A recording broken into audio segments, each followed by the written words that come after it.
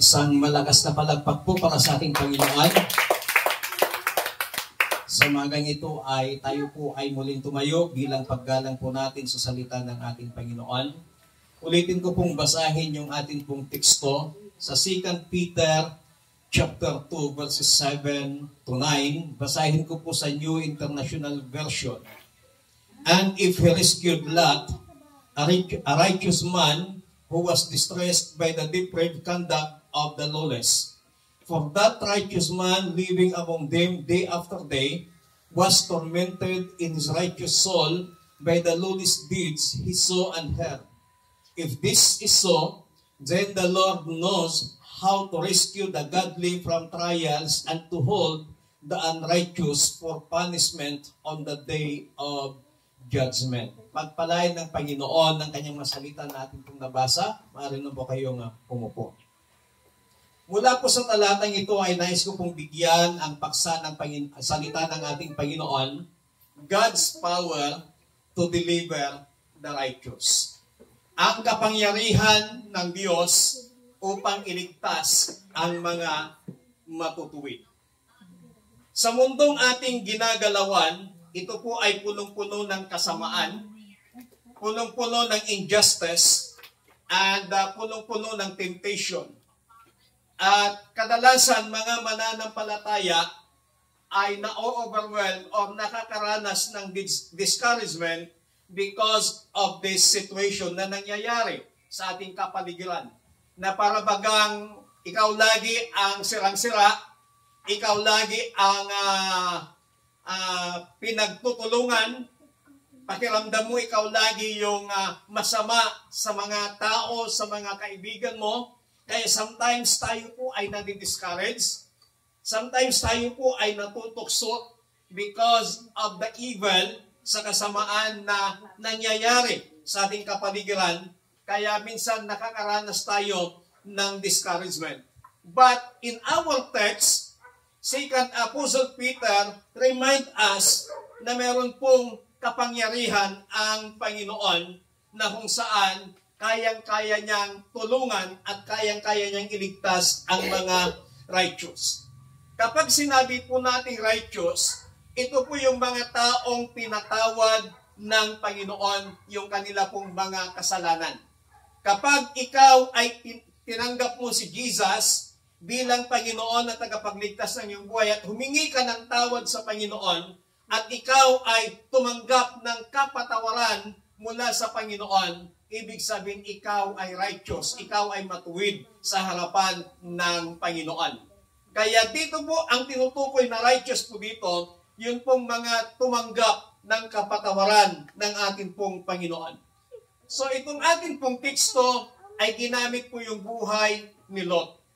Si Lot po ay namuhay doon sa Sodoma na kung saan ay ang syudad na ito ay punong-puno ng mga tukso, punong-puno ng kasamaan. But God knows how to rescue Lot mula doon sa kasamaan, doon sa Sodoma at Gomora. Kaya nga po, ang ginawa po ng Panginoon ay kanya pong winasak ang Sodoma at Gomora dahil na po sa labis na kasamaan. Ngunit nailigtas po si Lot. At alam ng Panginoon kung anong kanyang ginagawa. At sa panahon po natin ngayon, God knows how to rescue you. God knows how to rescue us in times of our needs, in times of our problems, kung gaano man kadilim yung mundong ginagalawan po natin, kung gaano man kadilim na sa tingin mo ay walang-wala ka na, sa tingin mo wala ka ng kakampi, but God knows how to rescue you. Alam ng Panginoon kung papaano kanya tutulungan. Kaya dito po, lagi po nating tandaan that as a believer, lagi po nating tandaan na ang Diyos ay meron pong kapangyarihan para ikaw at ako ay kanya pong tulungan, ikaw at ako ay kanya pong i-rescue sa anumang klase ng pagsubok, sa anumang klase ng problema sa buhay, at ikaw ay kanyang puprotektahan sa anumang kasamaan, sa anumang plano ng kaaway sa iyong buhay. Ngunit ang tanong po dito, how does God deliver the righteous in the midst of evil and trials? Paano bang ginagawa ng Panginoon para tulungan, sakluluhan yung mga taong matuwid sa kalagitnaan ng kasamaan, sa kalagitnaan ng pagsubok na kanilang pinagdadaanan? Sa umaga pong ito, there are 4 discoveries on how God's power delivers the righteous. May 4 po na pagkatuklas kung paano inililigtas ng kapangyarihan ng Diyos ang mga matuwid. Number 1, sa verse 7a, sa ating binasa, He rescued righteous Lot. Tinulungan niya ang matuwid na si Lot. Unang-una, God's deliverance is personal. Ang pagsaklulo ng Panginoon, ang pagtulong ng Panginoon ay personal. Kung ikaw yung nangangailangan, ng tulong, ikaw yung sasakluluhan ng Panginoon. Ang binanggit po dito sa banal na kasulatan sa atin pong teksto, tinulungan niya o sinakluluhan niya ang matuwid na si Lot. Sa ano pong makikita po natin dito? God knows the righteous by name. Kilala ng Diyos yung mga matuwid sa pamamagitan ng kanilang mga pangalan. Ibig sabihin, kapag ikaw at ako ay matuwid sa harapan ng Panginoon, alam ng Diyos ang ating mga pangalan. Yung mga tunay nating pangalan, yun yung alam ng Diyos, hindi yung mga nickname natin. Kasi may mga nickname na pangit. Kung ano yung tunay nating pangalan, kung ano yung nakarestro na pangalan natin dito sa ibabaw ng lupa, yun po yung pangalan na alam ng Panginoon sa bawat isa po sa atin. He knows our name. God knows the righteous by their names. God knows who truly belongs to Him, even in dark places. Kahit na ikaw ay nasa kalagitnaan ng napakadilim na sitwasyon ng iyong buhay, kahit na ikaw ay nasa napakalaking pagsubok, napakalaking problema, kilala ka ng ating Panginoon. Pangalawa na makikita po natin dito, God sees the pain of the righteous. Alam o nakikita ng Panginoon yung pait, nakikita ng Panginoon yung pain, yung sakit na nararamdaman, nararanasan ng mga matuwid. Ang sabi po ng ating binasa, Lot was greatly distressed by the sin around him. Sa kapaligiran ni Lot, kung saan nakatira sa Sodoma, yung kanyang mga nakapaligid sa kanya ay punong-puno ng kasamaan. Kaya si Lot, para bagang wala siyang kapayapaan na nakatira siya doon sa isang syudad ng kanyang mga kapitbahay, ang kanyang mga nakapaligid sa kanya ay hindi nakakakilala sa Panginoon. Walang iba silang ginawa kundi araw-araw nag-iingay. Kumbaga sa atin na minsan, maghapon na nagbibideo okay yung kapitbahay natin, nagre-reklamo na tayo minsan, ngingay-ingay, sakit na sa tainga. Lalo na paggabi. Kaya may mga korpyo na hanggang 10 o'clock lamang yung kanila pong pagbibideo okay. Minsan tayo po, kapag ikaw ay nakapaligid ng galon sa amin sa paligid. Dati-dati, kapag yung isang kapitbahay namin nag-video okay, automatic yung isa naming kapitbahay at video okay naman. Aksisin nung bakdan. Ito nung kami nga dagin nagtingaan, nagtagare. Di na pa'y agsardingan. Ang problema ka pa yan. Apay, nabandog ka nga ka sa sala, di na mo nagsardingan ka. Joke lang yun. So minsan, yun po yung nangyayari na parang gulong-gulo ka na awalan na ridinggam. So, Yung ganong situation, nalalaman yun ng Panginoon. Kung ikaw ay nasa lugar na wala kang kakampi, kung ikaw ay nasa isang lugar na ikaw ay inaapi, kung ikaw ay nasa isang lugar na lagi kang sinisiraan, God sees your pain. Nakikita ng Panginoon ang iyong mga pait, ang iyong mga sakit na nararanasan sa araw-araw. God sees your silent struggles. He knows the battles of your heart. Hindi mo man ito sasabihin, hindi mo man ito i-share sa iba, but God says, nakikita ng Panginoon yung mga struggle mo sa iyong buhay. Nakikita ng Panginoon, alam niya yung mga battles ng iyong puso. Kung ano yung kinakalaman ng iyong puso, alam ng Panginoon yun, yung pinagdadaanan mo na napakahirap na sitwasyon, yung pinagdadaanan mo na puro na lang pain, yung nararanasan mo, alam yon ng Panginoon. At ang sabi ng Panginoon sa kanyang masalita in the book of Exodus, chapter 3, verse 7, I have surely seen the affliction of my people, and I have come down to deliver them. Hindi lamang nakikita ng Panginoon, hindi lamang alam ng Panginoon kung ano yung nararanasan mo, kung ano yung nararamdaman mo, but ang sinabi ng Panginoon, and I have come down to deliver them.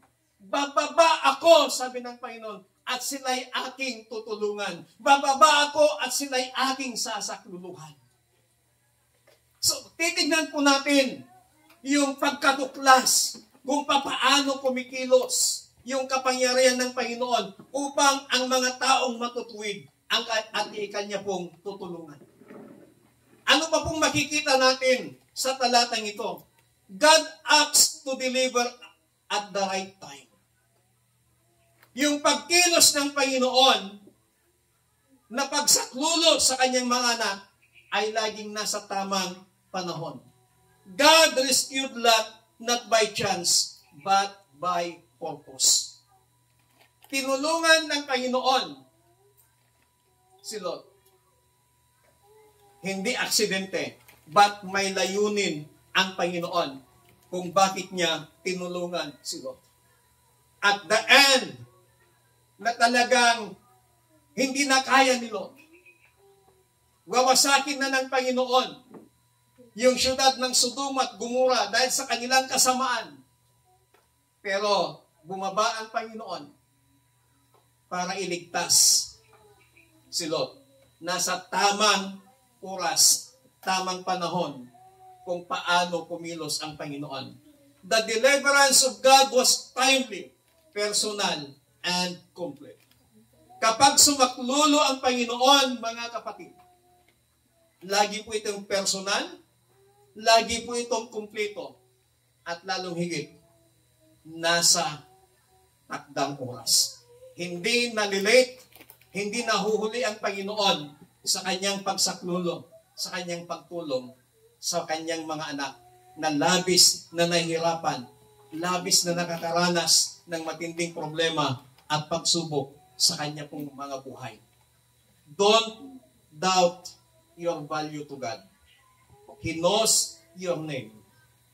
Don't ignore your environment. Even righteous people can't be affected by evil surroundings. Don't give up waiting. God delivers personally and powerfully. Huwag kang magduda o huwag mong pagdudahan yung halaga mo sa Panginoon. Napakahalaga mo sa Panginoon. At dahil napakahalaga mo sa Panginoon, alam ng Diyos kung kailan Kanya tutulungan. Alam ng Diyos kung kailan Kanya sasakluluhan. Palakpakan natin ang Panginoon. Pangalawa, sa verse 8, for that righteous man living among them day after day was tormented in his righteous soul by the lawless deeds he saw and heard. God deliverance is timely. Yung pagsaklulo ng Panginoon yung pagtulong ng Panginoon ay nasa tamang oras. God knows the ongoing struggle of the righteous. Kung ano man yung pinagdadaanan mo ngayon, alam ng Panginoon. And God knows when the time is right. God did not ignore Lot's suffering. He had a day of rescue plan. Tingnan po natin, araw-araw sabi ng Biblia na napapagabag ang kaluluwa ni Lot dahil sa sitwasyon niya doon sa Sodoma. Pero hindi agad tinulungan ng Panginoon. Nakikita ng Diyos yung mga struggle na pinagdadaanan niya. Hindi ini-ignore ng Panginoon yung araw-araw na pinagdadaanan ni Lot. Pero ang Diyos, meron siyang tamang oras. Meron siyang itinakdang panahon. Meron siyang itinakdang araw. Meron siyang nakaplanong araw kung kailan niya tutulungan si Lot. Mga kapatid, don't give up. God's timing is perfect. God's timing is intentional. Sometimes He allows the righteous to endure, but never forgets to deliver. Sometimes, hinahayaan ng Panginoon na ikaw at ako ay makaranas ng mabibigat na pagsubok. Inaalaw ng Panginoon na ikaw at ako ay makaranas ng masasakit na karanasan sa buhay. Pero hindi ka ini-ignore ng Panginoon. Nakikita yan ng Diyos. Naghihintay lang ang Panginoon ng tamang oras para ikaw ay kanyang tulungan upang pawiin ang lahat ng sakit na nararanasan mo, ang lahat ng pagpapahiya na nararanasan mo. Endure ka lang. Magtiis ka lang sa maikling panahon. Antayin mo yung oras, yung panahon na itinakda ng Panginoon na ikaw ay kanyang sakluluhan. Kaya habang hinihintay mo yung oras, yung panahon na pagtulong sa iyo ng Panginoon, huwag kang sumuko. Patuloy kang magpuri at maglingkod sa Panginoon. Pangatlo, sa verse 9a, then the Lord knows how to rescue the godly from trials. God's deliverance is certain. Yung pagsaklulo ng Panginoon ay tiyak. Sigurado na po yun. Yung pagsaklulo ng Panginoon. God's knowledge is infinite. Hindi natin kayang sukatin yung karunungan ng ating Panginoon. The Lord knows how. Alam ng Panginoon kung paano kanya tutulungan. Alam ng Panginoon kung kailan kanya tutulungan. Alam ng Panginoon kung ano yung itutulong niya sa iyo.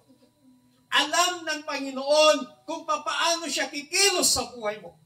Sapagkat higit na mas marunong ang Diyos kaysa sa atin at hindi natin kayang sukatin yung kanyang karunungan, pangwalang hanggan yung karunungan ng ating Panginoon. He is never confused. Hindi siya napapahala kung paano kanya tutulungan. Wala siyang pagpipilian. Wala siyang opsyon. Kundi ikaw at ako ay kanyang tutulungan. Kaya kung titignan po natin, mga kapatid, na ang pagtulong ng Panginoon ay tiyak. Because the power of God is infinite. God's power is active.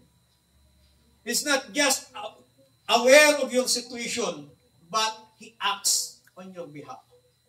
Hindi lamang alam ng Panginoon ang iyong sitwasyon, hindi lamang nakikita ng Diyos ang iyong sitwasyon, but kumikilos ang Panginoon sa bawat sitwasyon na nararanasan mo sa bawat araw. Lagi po nating tandaan that God moves in a mysterious ways. Kung sa tingin po natin parang walang ginagawa ang Panginoon, sa hirap ng sitwasyon na nararanasan mo, sa mga pagsubok na nararanasan mo, sa mga problemang nararanasan mo, para bagag ang tingin mo ay walang ginagawang Panginoon. Para bagag ang pakiramdam natin ay nakalimutan ka ng Panginoon. But kapatid, sa umagang ito, the power of God is active. Kumikilos ang kapangyarihan ng Panginoon. Kumikilos ang kapangyarihan ng Diyos. Siya ang gumagawa ng paraan kung papaano kanya tulungan. Siya ang gumagawa ng paraan upang ikaw at ako ay kanyang tulungan. Pagtiwalaan lamang po natin ang kapangyarihan ng ating Panginoon. God's rescue may look different than expected. Marahil ang inaasahan mo na tulong ay kakaiba doon sa pagtulong sa iyo ng Panginoon. Sometimes, God rescues from trials and sometimes through trials. Ang pag-rescue, ang pagsaklulo ng Panginoon, minsan sasakluluhan ka niya mula sa mga pagsubok, mula sa mga problema, mula sa mga insidente sa buhay. But sometimes, sinasakluluhan ka ng Panginoon sa pamamagitan ng mga insidente sa buhay. May karanasan po ako nung ako po'y nagmumotor pa lamang. Naka-full tank naman yung motor, yung gasolina.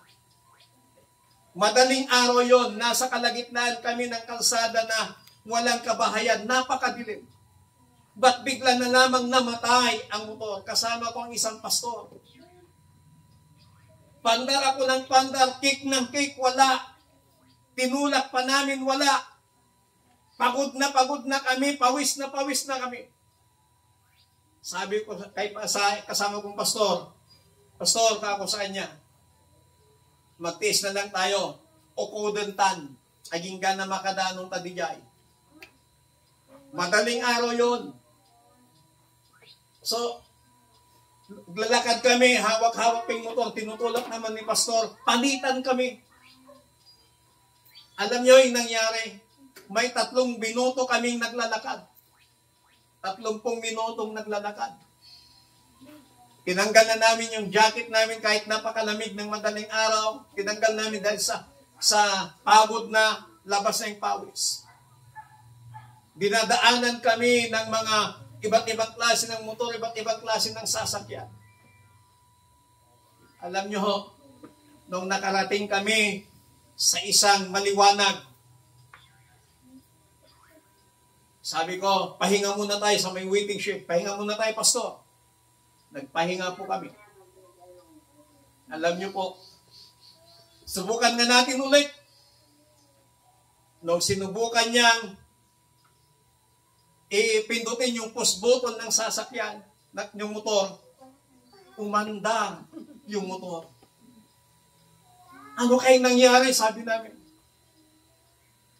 Bago namin pinatakbo, matagal pa namin binabarurot-barurot yung motor. Then sabi niya, sige, ikaw na ulit mag-drive, sabi sa akin. Sinuot na namin yung helmet namin. Tatakbo ako. Mula doon, kung saan umandar yung motor, nakatakbo kami ng mahigit 100 meters. Yung huling umubantik sa amin, yung huling dumaan sa amin, na habang kami naglalakad, na dalada na nilalain, pupukodin medyo motor. Yung isang motorsiklo na dumaan sa amin, na disgrasya po. Kaya sabi namin kay Pastor, salamat. Ngayon naintindihan ko na bakit biglang namatay, bakit hindi umandar yung motor. Kasi kung umandar, marahil tayo yung nadisgrasya. So iniligtas tayo ng Panginoon sa tiyak na kapahamakan. Amen? Amen. Isa pang karanasan. Sakay ko si Kim, sinundo ko sila sa Ilocos. Doon sa kulay ng La Union, boundary ng La Union at Pangasinan, sa Rosario. Gabi po yon, umuulan. Mabilis yung patakbo ko ng kotse. Biglang may umuvertake sa amin. Pag overtake niyang ganon, nakalayo lang konti, kitang-kita namin kung paano tumilapon yung nakasakay sa motor na binabunggo niya yung nakasulubong niyang sasakyan. Kaya sabi ko, salamat Panginoon. Dahil kung hindi, kami na naman sana ang nabunggo. So minsan, may mga pagkakataon na kumikilos ang Panginoon kung papaano kanya sasakluluhan, ilalayo kanya sa tiyak na kapahamakan mula sa isang insidente ng buhay. Na sometimes hindi po natin nakikita yon. Na kapag may nangyaring insidente, pakiramdam natin, sa tingin natin, hindi ka tinulungan ng Panginoon. Pakiramdam natin, iniwan ka ng Panginoon. Kapatid, may mga pagkakataon kasi na humihingi tayo ng tulong sa Panginoon. Nang in-expect natin ito yung tulong, pero kakaiba kung kumilos ang Panginoon doon sa in-expect nating tulong mula sa Panginoon. Alam kasi ng Panginoon yung kanyang ginagawa. At lahat ng kanyang ginagawa, ang sabi ng Romans chapter 8 verse 28, lahat ng ginagawa ng Panginoon sa atin ay pawang sa ikabubuti po natin. Amen. Amen. Hindi gumagawa ang Panginoon para sa iyong kapahamakan, hindi gumagawa ang Panginoon para sa ating kasamaan, but maliwanag ang sinabi ng kanyang mga salita, gumagawa ang Panginoon ng mga bagay para sa ikabubuti ng kanyang mga anak. Kaya tandaan po natin, ang pagtulong, pagsaklulo ng Panginoon, marahil sasakluluhan niya tayo mula doon sa pagsubok, mula doon sa nararanasan natin. At minsan, sasakluluhan niya tayo, ilalayo niya tayo sa pamamagitan ng mga sirkumstansya na mangyayari sa ating mga buhay. Nangyari na naman po sa amin yan. Kasama ko yung ating mga pastura. Galing kami ng Davao, pauwi na kami. Pero meron pong ginawa ang Panginoon. Yung pagkadisgrasya namin, in the negative side, galing kami ng convention, pauwi na kami, pospos kami ng kapangyarihan ng Panginoon. Ba't nangyari yun? Pero kung titingnan po natin, in the positive side, para po sa kabutihan po namin yun. Dahil napakaliwanag yung sinasabi ng salita ng Panginoon. Kumikilos ang Panginoon para sa kabutihan ng kanyang mga anak. Palakpakan po natin ang Diyos. Pang-apat at ang panghuli. Sa verse 9b, and to hold the unrighteous for punishment on the day of judgment. God's deliverance includes justice. Yung pagsaklulo ng Panginoon kasama ang hustisya. God rescues the righteous with mercy. Kapag sasakluluhan ka ng Panginoon, kasama ang habag ng Diyos. Kapag sinabi nating habag, kapag sinabi nating mercy, without the mercy of God, hindi natin mararanasan yung kanyang presensya. God sees the righteous in the trials, and He doesn't forget them. Nakikita ng Panginoon yung pinagdadaanan ng bawat isa po sa atin. And God is encouraging the righteous. Patuloy na in-encourage tayo ng salita ng ating Panginoon. Ano yung sinasabi ng Diyos? Don't envy the wicked because their judgment is sure. Huwag tayong mabalisa o huwag tayong mainggit sa kasamaan. Huwag natin kainggitan yung kasamaan. Ang sinabi ng salita ng Panginoon, awit 37 verses 1 and 2, Huwag kang mabalisa dahil sa masama. Huwag mong kainggitan, liko nilang gawa. Katulad ng damo, sila'y malalanta. Tulad ng halaman, matutuyo sila. Mga kapatid, God is offering His mercy to us because the judgment of God is coming. But bago mangyari yon, the judgment of God, ikaw at ako, na itinuring ng Diyos na matuwid sa kanyang harapan, ikaw ay kanyang tutulungan, ikaw ay kanyang sasakuluhan para maligtas doon sa judgment na paparating na gagawin ng ating Panginoon. Tayo nga pong lahat ay tumayo. Mga kapatid, sa umagang ito, hindi ko alam kung anong pinagdadaanan mo. Maybe you are surrounded by darkness. Maybe you are surrounded by evil. Maybe you are surrounded ng mabibigat na problema at pagsubok sa iyong buhay. But lagi po nating tandaan, God never forgets you. God says kung ano yung nararanasan mo ngayon. And God knows how to rescue you. Ang pagtulong ng Panginoon ay napapanahon at ang kanyang pagtulong ay nasa tamang oras. Hallelujah. Hallelujah. Oh, we praise you, Jesus. Hallelujah. Panginoon, sa umagang ito, maraming salamat sa iyong masalita naming napakinggan, na muli pinalalahanan mo kami ng iyong kapangyarihan ay kumikilos upang iyong sakluluhan ang iyong mga anak. Hindi ko po alam kung anong pinagdadaanan ng bawat isa. Lord, batid mo ang mga struggles, batid mo ang mga pain, araw-araw na nararanasan ko namin. Pero sa umagang ito, salamat dahil alam namin na ikaw ang Diyos na makapangyarihan sa lahat, na nakakaalam kung papaano mo kami sasakluluhan, na nakakaalam kung anong mga bagay na dapat mong isaklulo sa amin. Lord, sa umagang ito, hayaan po ninyo na maranasan namin ang iyong kapangyarihan, maranasan namin ang iyong deliverance sa aming mabuhay, Panginoon. Whatever it is na nasa aming puso, whatever it is na nasa aming mga buhay, maybe we are surrounded